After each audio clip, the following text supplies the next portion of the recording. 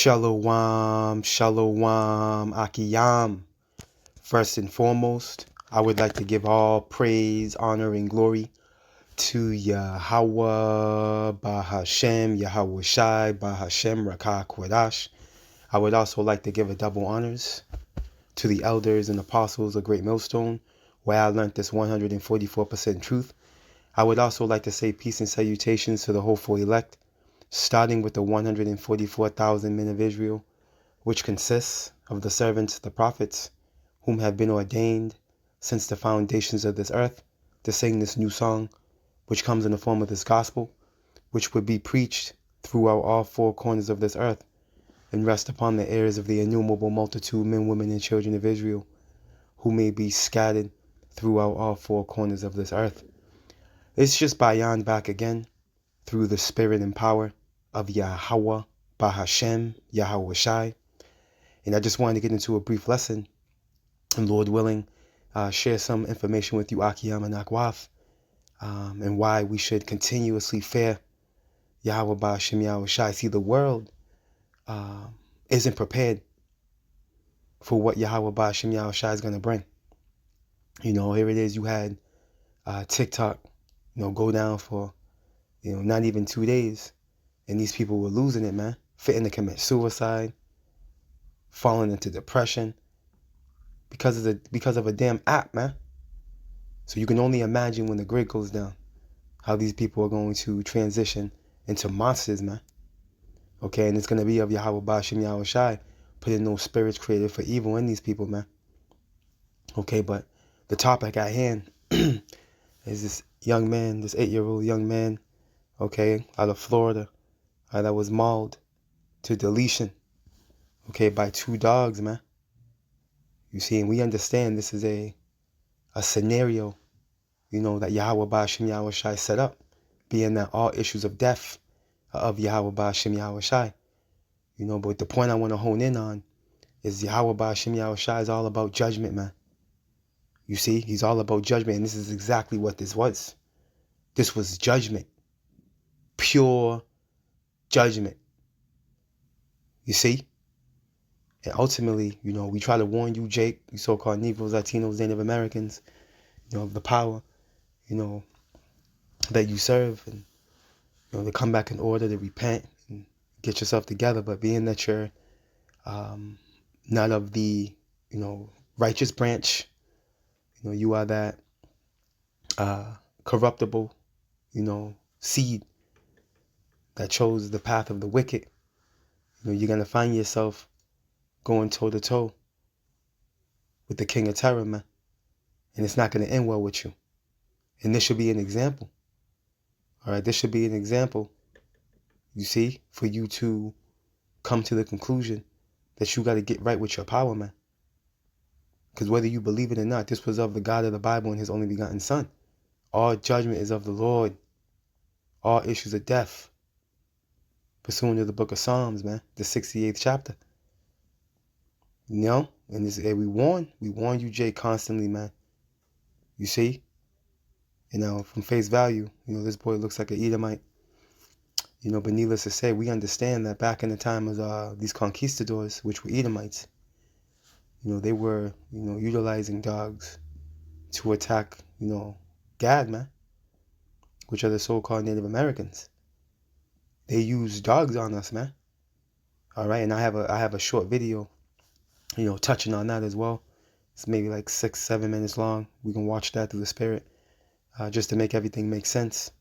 But needless to say, through the spirit and power, Yahweh BaHaShem YAHAWASHI, Lord willing, you Akiyam and Akwaf to edify. Hey, fear Yahweh BaHaShem YAHAWASHI. Let's start right here. The book of 2 Corinthians.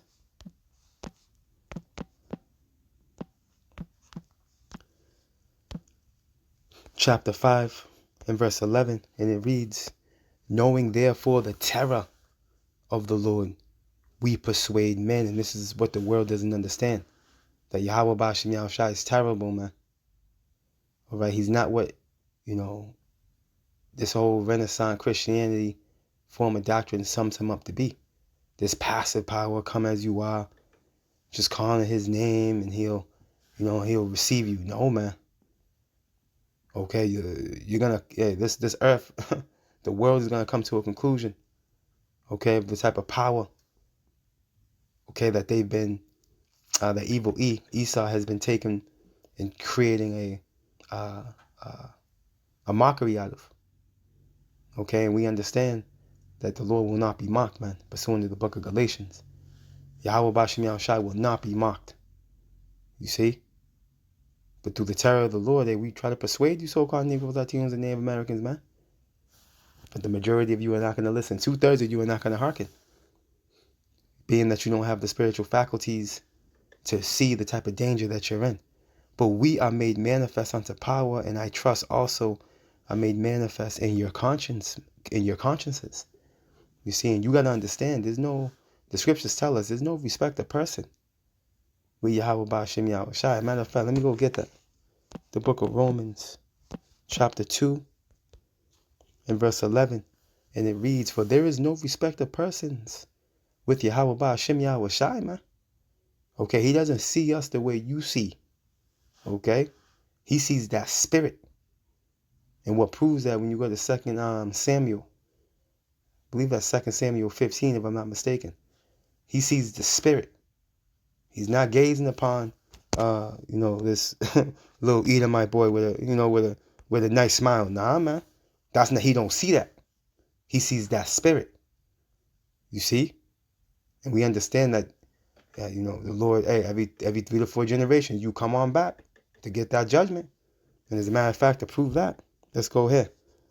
There's in a few places, what comes to mind right now, what is that, Numbers? Is that Numbers 14?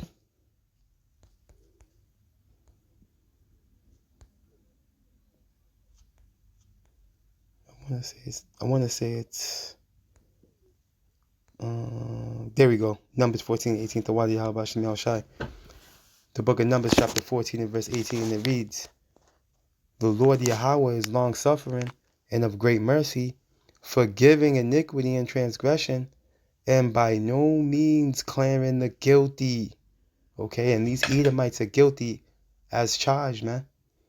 As I mentioned earlier in the lesson, in the beginning of the lesson, man, the conquistadors, which were Edomites, okay, were feeding Native Americans to their dogs. Now again, I got that video. We're gonna tap into. We got evidence.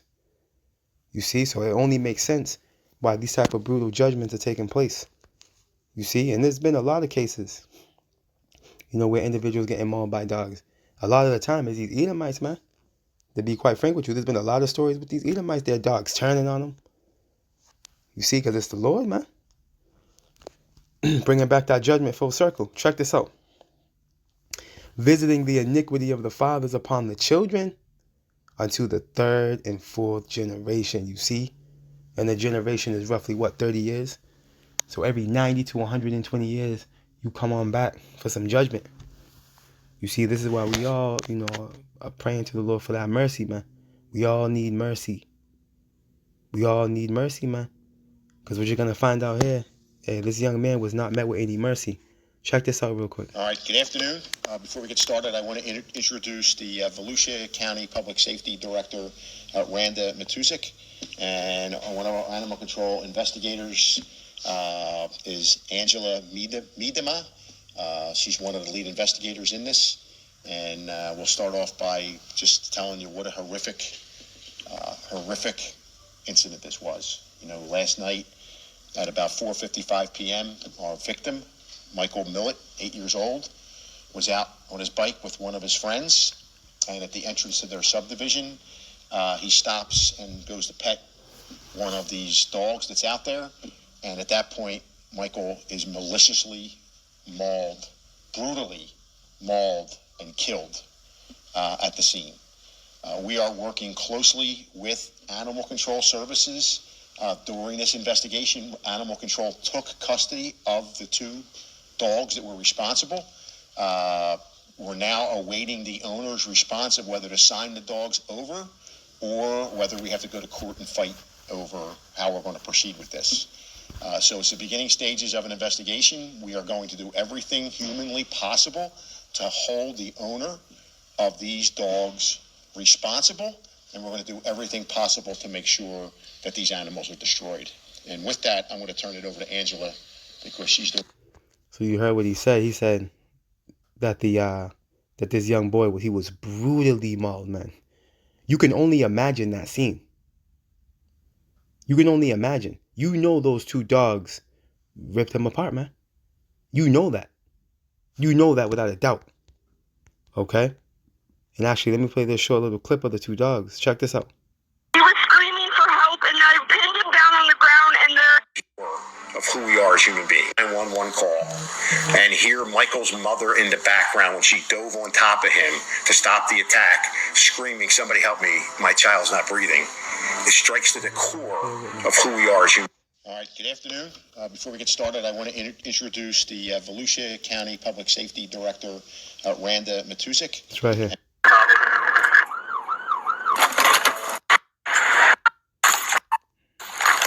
back up. Hey, Graham. Lock this in. All right on the other side of the shrubs, it's all open to the neighbors. Get inside the house until we get him actually. Yeah, hey, either hop in the truck or go inside that house, one or the other.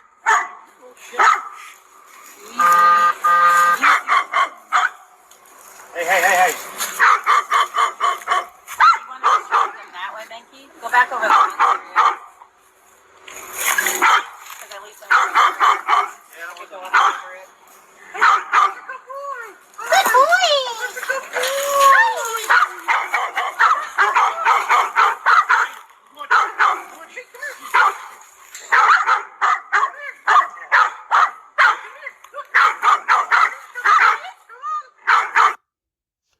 Hey, you know that boy didn't have a chance, man. All right, good Okay? Hey, you know that little boy didn't have a chance with those two big-ass dogs, man. You see? And what that was, those were spirits created for vengeance, man. Teeth of wild beasts are part of, it's a form of the judgment of the Lord, man. You know, you can prove that when you go here. When you go to, what is it? Sirach.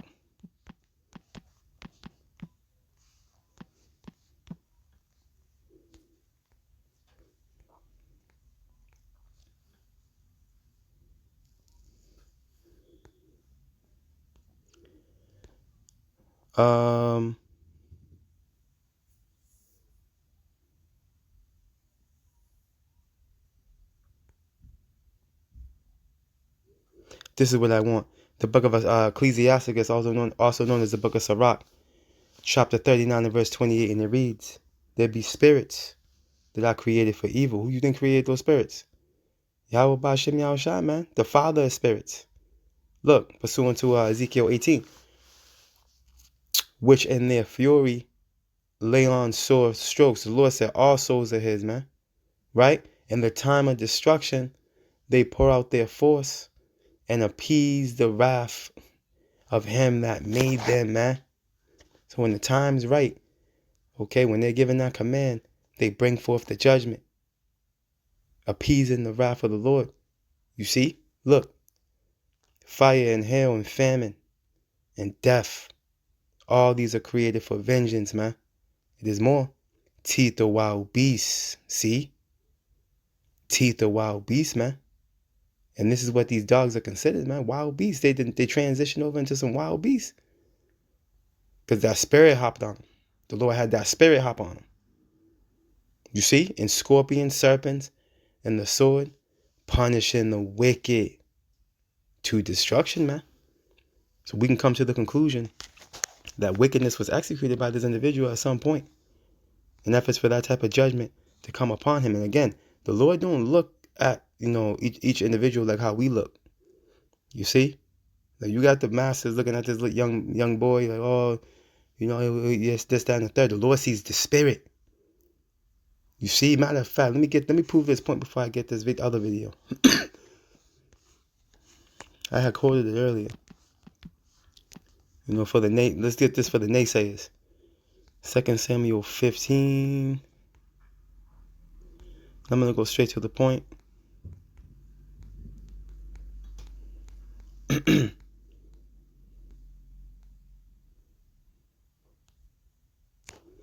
I'm not sure where it's at. Bear with me.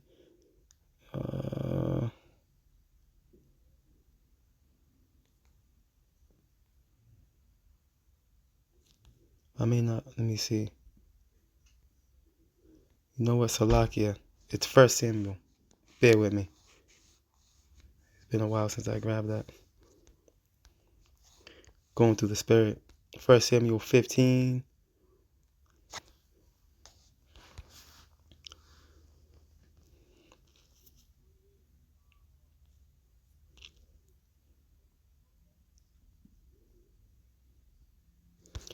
It's the next chapter.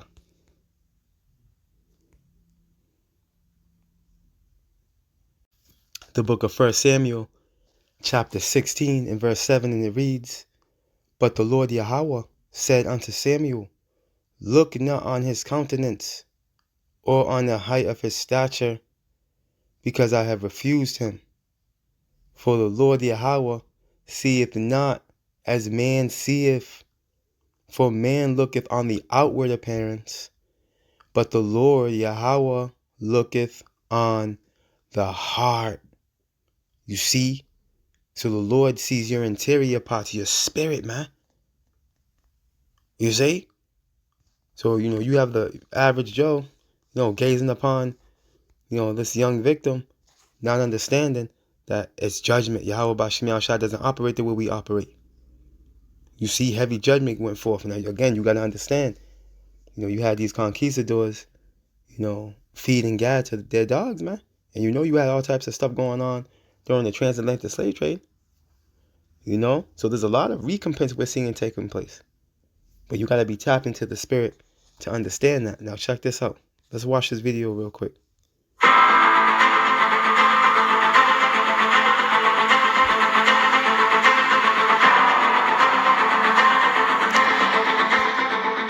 We recently made a film about ancient war dogs, or more precisely, Canis pugnaxes, in which we investigated whether these dogs really existed and what the Romans used them for. Then we received several messages from you asking if it was really true that the Spaniards, also known as conquistadors, who conquered many parts of Central and South America, used fighting dogs against the Native American tribes living in these territories. In this video, we explore this not so heartening, very sad topic and try to find answers to the most important questions: who used these dogs and against whom, and how exactly, and what dogs were used for these terrible purposes. At the end of the video, we will also talk about a topic, which is surrounded with silence in our days, namely that even the young American state used dogs in large numbers in the fight against the Seminoles in the early 19th century. Perhaps it is worth starting with the fact that in late medieval European history there were some examples of limited use of dogs on battlefields, but these were very rare, which had the same reason as the limited use of Canis pugnaxes in ancient times, namely, that dogs had virtually no chance against contemporary armors, and the battle lines used at that time. Nevertheless, there are resources for the use of large mastiffs. In the wars against the Moors, King Henry VIII of England in some of his military operations, and in an English campaign against the Irish in 1599. Contrary to this, with the operation of conquistadors, and their use of their fighting dogs against the native people, a surprising number of sources have, which are very detailed, partly because they reveal such an overly cruel and brutal methods that have caused consternation even among some of their contemporaries, very often, even in Catholic church circles. The first mention of the use of fighting dogs is related to Columbia's second voyage, when he deployed 20 large dogs in the battle near Vega Real against the local indigenous people in Jamaica. A picture of this battle has also been preserved. Rather detailed descriptions of Gonzalo Pizarro's invasion of Peru in 1541 have also been preserved, where, if these sources are to be believed, the Pizarros took hundreds of fighting dogs with them and deployed them on the battlefield. The most detailed, almost analytical source survived from the early 1600s, when Antonia de Herrera Tordesillas even put on paper where these dogs were located in the Spanish battle line order. Before we go into detail, we must answer the question of why, unlike ancient Rome and the battlefields of Europe, was the use of fighting dogs against Native Americans so effective. The effective, of course, is in giant quotation marks. The Indian tribes opposed to the Spaniards generally did not wear body armors. With few exceptions, they did not fight in a closed battle lines, but rather, individually, and, although these cultures knew and kept dogs, they were mostly small-bodied ones. Think of Techichi, the ancestors of Chihuahuas, for example. The large, mastiff-type dogs used by the Spaniards were unknown in these cultures and therefore caused a great deal of fear among the natives. Moreover, the Indians' dressing, movement culture, and the fragrance of the local civilization were completely different from those of the Spaniards, so these dogs were much easier to train against them by the conquistadors.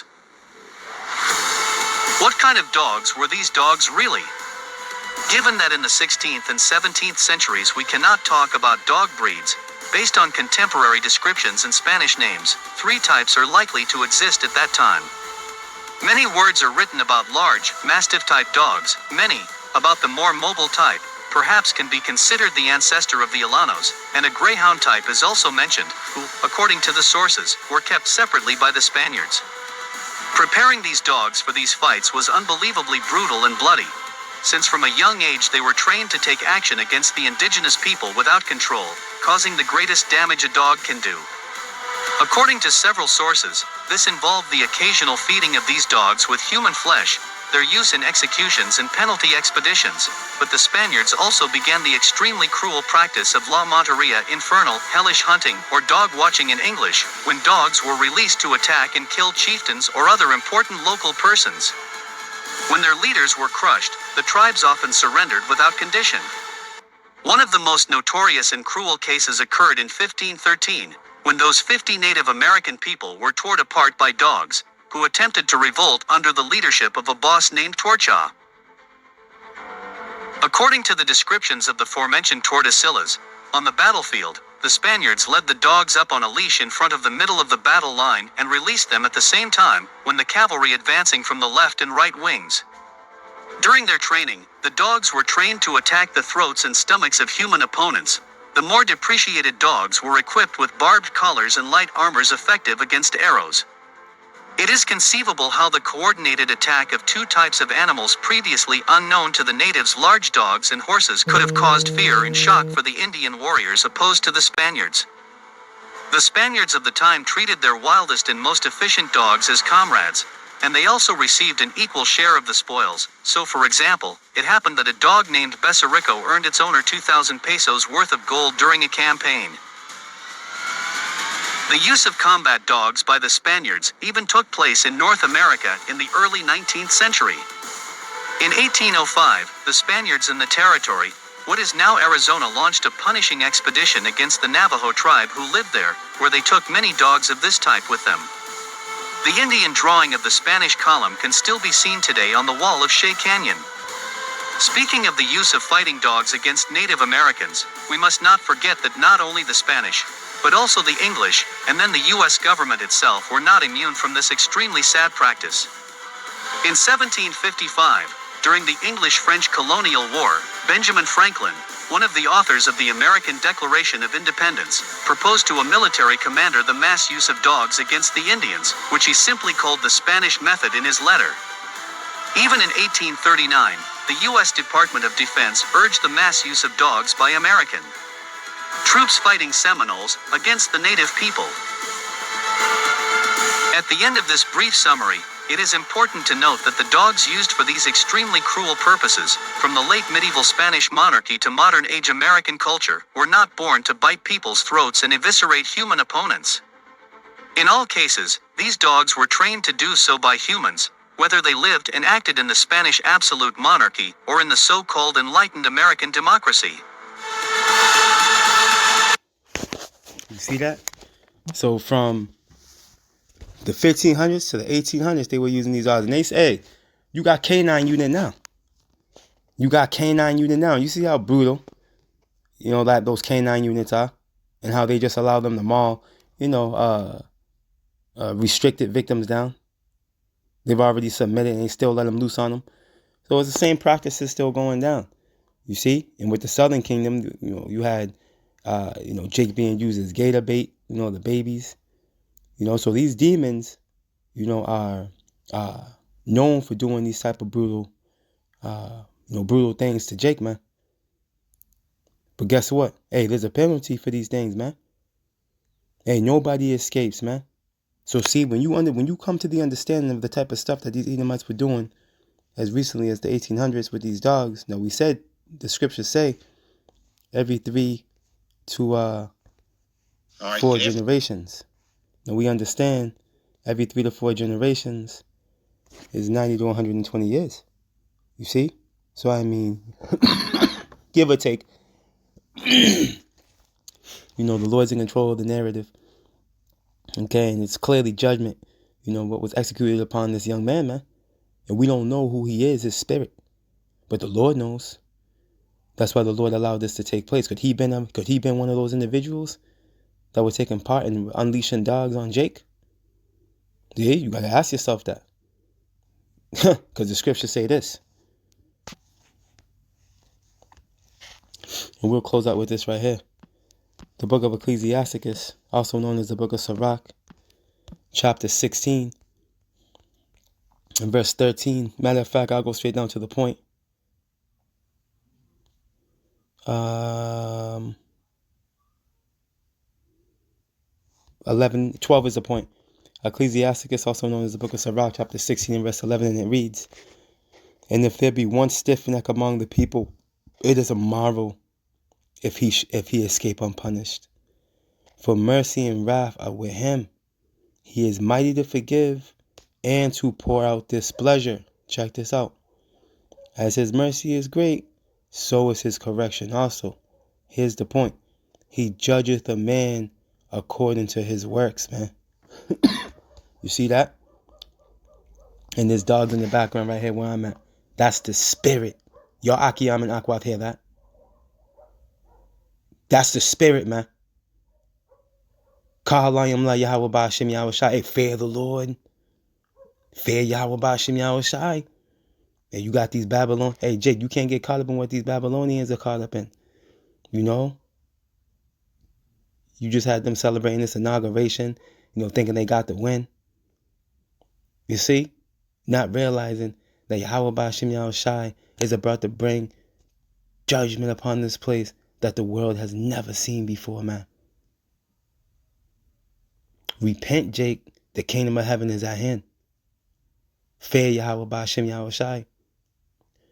All praise, honor, and glory to YAHAWAH BAHASHAM YAHAWASHI BAHASHAM Rakah Kwadash. Double honors to the elders and apostles of Great Millstone, where I learned this 144% truth. Lord willing, you Akiyam and Akwath will edify. Shalom.